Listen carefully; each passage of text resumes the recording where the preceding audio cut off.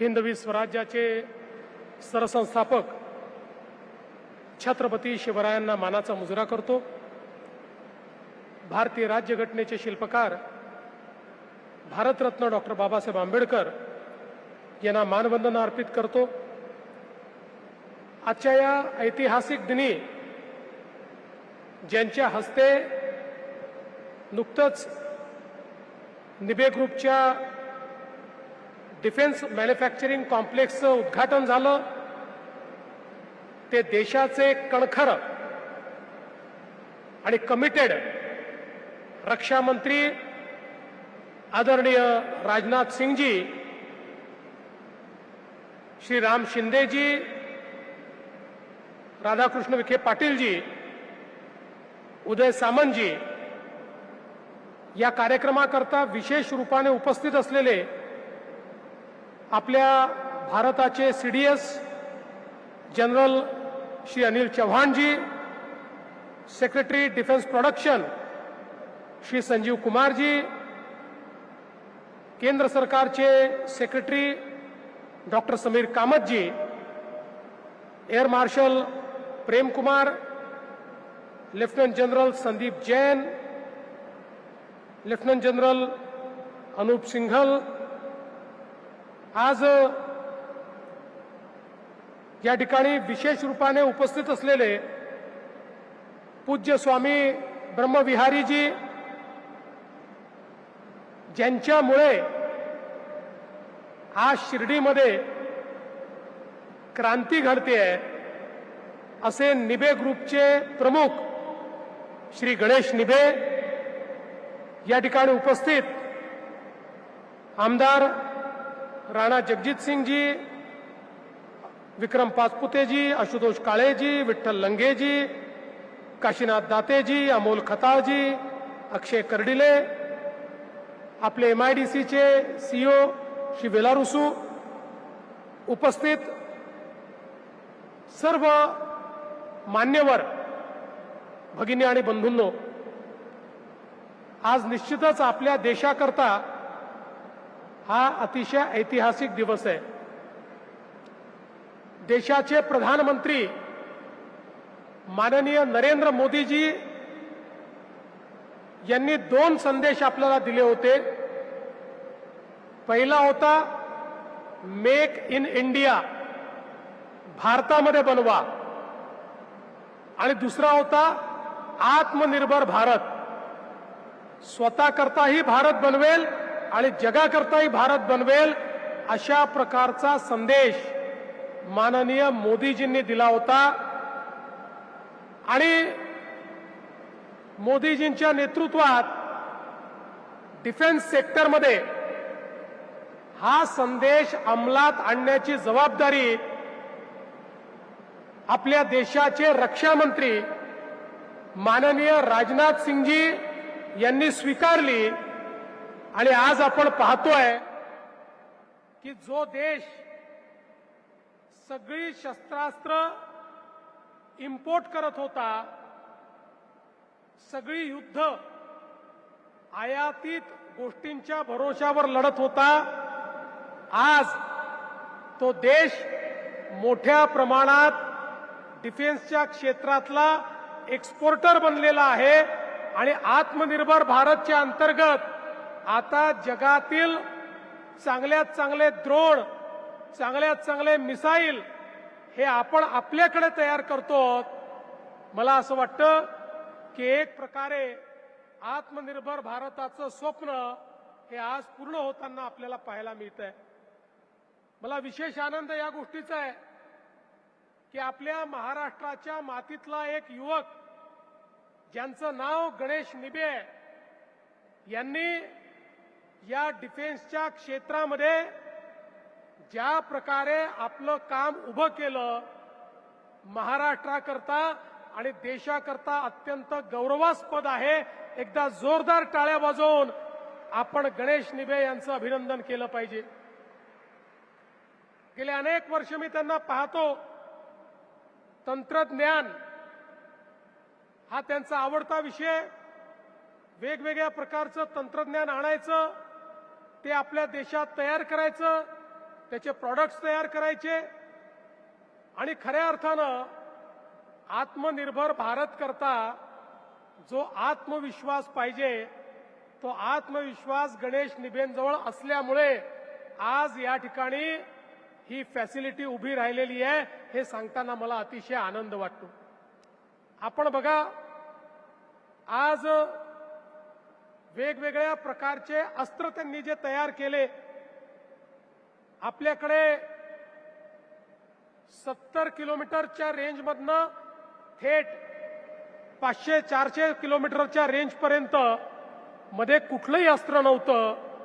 एक मोठी गॅप आपल्याकडे होती, त्यामध्ये 150 किलोमीटर मारा करू शकेल आणि 300 किलोमीटर मारा करू शकेल अशा प्रकारचं अस्त्र तयार करण्याचं काम हे निबेंनी या ठिकाणी केलं आणि त्यामुळे निश्चितपणे आपल्या देशाची कॅपेबिलिटी वाढली। आज या ठिकाणी आपल्या सोप्या भाषेत सांगायचं झालं तर जो दारुगोळा तयार होणार आहे, जे शेल्स या ठिकाणी तयार होणार आहेत, मगाशी ते माननीय राजनाथ सिंगजींना सांगत होते की 360 दिवस लगातार आपल्याला जर एखादं युद्ध करावं लागलं आणि सीमेवर दारुगोळा लागला तर तो सगळा दारुगोळा तयार करण्याची कॅपॅसिटी आज त्यांनी तयार केलेली आहे। इतकं मोठ्या प्रमाणात हे काम या ठिकाणी झालंय।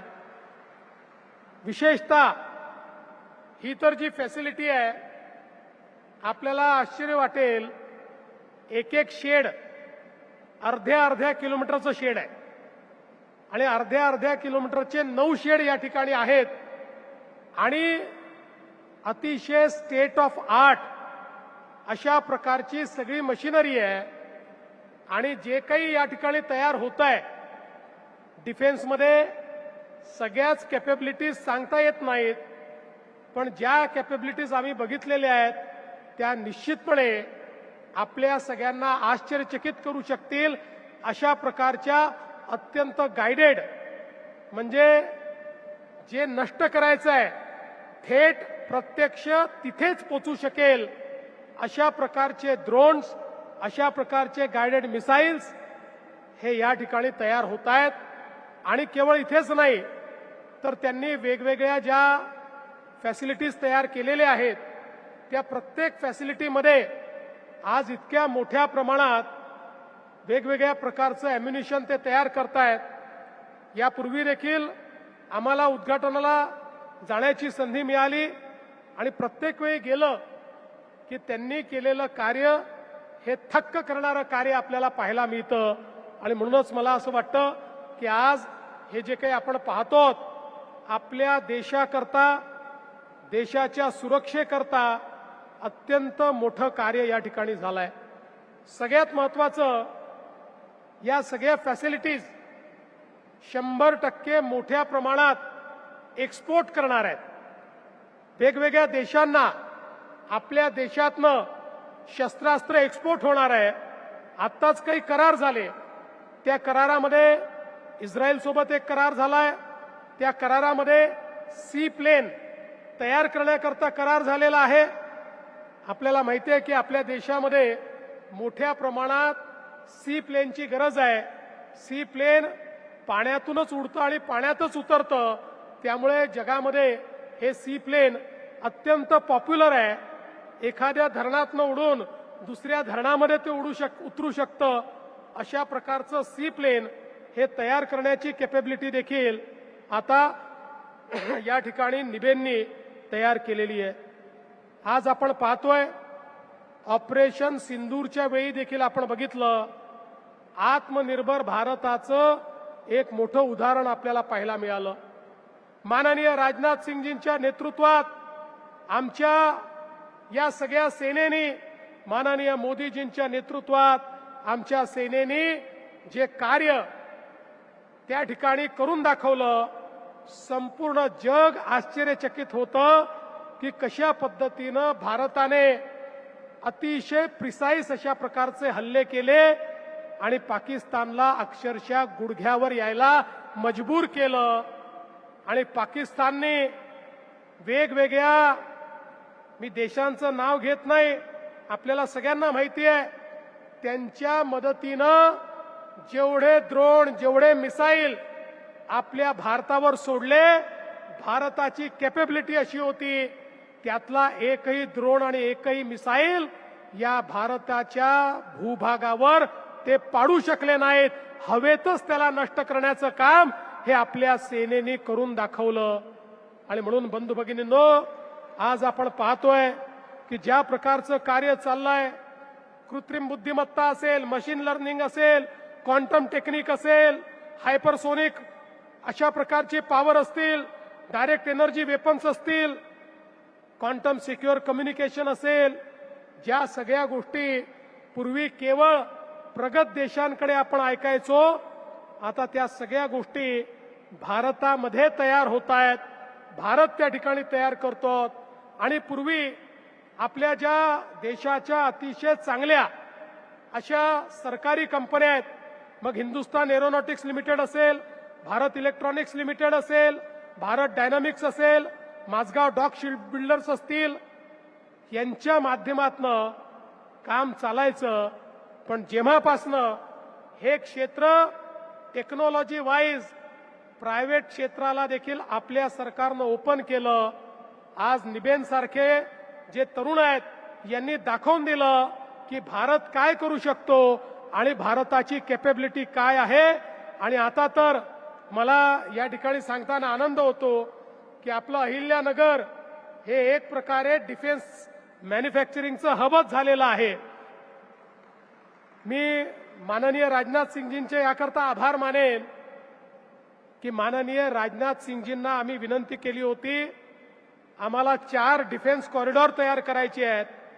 नाशिक, पुणे, नागपूर आणि अहिल्यानगर. राजनाथजींनी तात्काळ त्या संदर्भात आम्हाला होकार दिला आणि त्याची प्रोसेस त्यांनी अंतिम टप्प्यामध्ये नेलेली आहे. आणि लवकरच हे डिफेन्स कॉरिडॉर झाल्यानंतर मला आनंद वाटतो, आजही देशाच्या डिफेन्स मॅन्युफॅक्चरिंगमध्ये महाराष्ट्र नंबर 1 आहे. आणि आता तो इतका पुढे जाणार आहे की महाराष्ट्राला कोणी थांबवू शकणार नाही, हा मला या ठिकाणी विश्वास आहे. निबेंनी पुणे, चाकण, बेंगलुरू, दिल्ली, शिर्डी सगळीकडे आपले पाय पसरलेले आहेत. पण आता गणेशजी, आमच्या मंत्र्यांनी सांगितलं, उदय सामंतजींनी, आमच्या विखे पाटील साहेबांनी सांगितलं आणि मुख्यमंत्री मी म्हणून सांगितलं, तुम्हाला जिथे पाहिजे तिथे आम्ही जमीन देणार आहोत. त्यामुळे आता इकडे तिकडे बघू नका.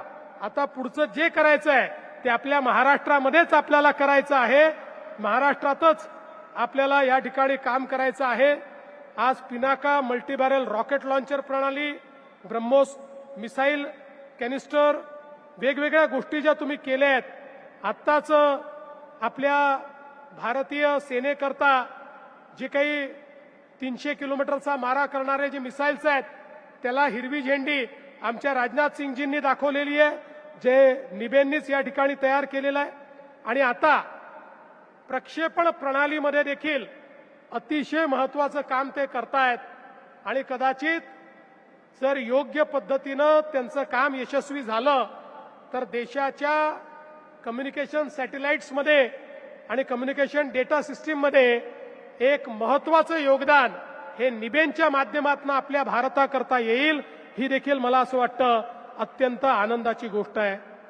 आज खरं म्हणजे या ठिकाणी मोठ्या प्रमाणात 5,000 कोटी रुपयाची गुंतवणूक, 4,000 लोकांना रोजगार मिळतोय. सकाळी मी ज्यावेळेस आलो, राजनाथ जी, मैं जब यहाँ पर आया तो मुझे किसी ने पूछा कि साईं बाबा तो श्रद्धा और सबूरी बताते हैं, साईं बाबा तो शांति की बात करते हैं, ये शांति की भूमि में शक्ति का आविष्कार क्यों हो रहा है? तो मैंने उनको बताया कि दुनिया में शांति वही प्रस्थापित कर सकते हैं जिनके पास शक्ति हो. जो शक्तिशाली नहीं है वो कभी शांति प्रस्थापित नहीं कर सकते.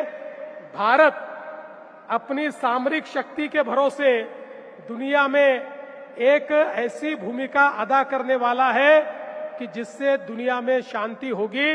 क्योंकि भारत का इतिहास अगर हम देखेंगे, भारत ने खुद होकर कभी आक्रमण नहीं किया, लेकिन जितने आक्रांता आए सभी आक्रांताओं को यहां से खदेड़ने का काम भारत ने किया है। और उसी भारत की भूमि ये महाराष्ट्र जो छत्रपति शिवाजी महाराज की भूमि है, जिस भूमि ने स्वराज तैयार करके दिखाया है, जिस भूमि ने लड़ाई कैसे की जाती है ये दुनिया को सिखाया है, जिस भूमि ने आत्मनिर्भरता सिखाई है, उसी भूमि में अब फिर एक बार आत्मनिर्भरता गूंज रही है। इसका मुझे बहुत आनंद है और इसके लिए मैं निबे जी आपको बहुत बहुत धन्यवाद देता हूं और विशेष धन्यवाद देता हूं माननीय रक्षा मंत्री जी को। माननीय रक्षा मंत्री जी, आपने यहां पधार कर जिस प्रकार से हमारे निबे जी की, यहां काम करने वाले सभी की हौसला अफजाई की है। आपने बताया है देश के लिए जो जो काम करेगा उसके पीछे देश के रक्षा मंत्री खड़े हैं, पूरे ताकत के साथ चट्टान की तरह खड़े हैं। ये जो संदेश आपने दिया है मैं इसके लिए आपका भी आभार व्यक्त करता हूं। हमारे सीडीएस जो इस पूरी प्रक्रिया का एक बड़ा भाग रहे हैं वो यहां पर आए, हमारे डिफेंस प्रोडक्शन के सेक्रेटरी, हमारे डिफेंस में दूसरे सेक्रेटरी, ये सारे लोग यहां पर आए। मैं उन सभी का स्वागत भी करता हूं, उनका आभार भी व्यक्त करता हूं और फिर एक बार आप सभी की ओर से हमारे गणेश निबे जी का बहुत बहुत अभिनंदन करते हुए अपने शब्दों को समाप्त करता हूं। धन्यवाद। जय हिंद, जय महाराष्ट्र, जय भारत।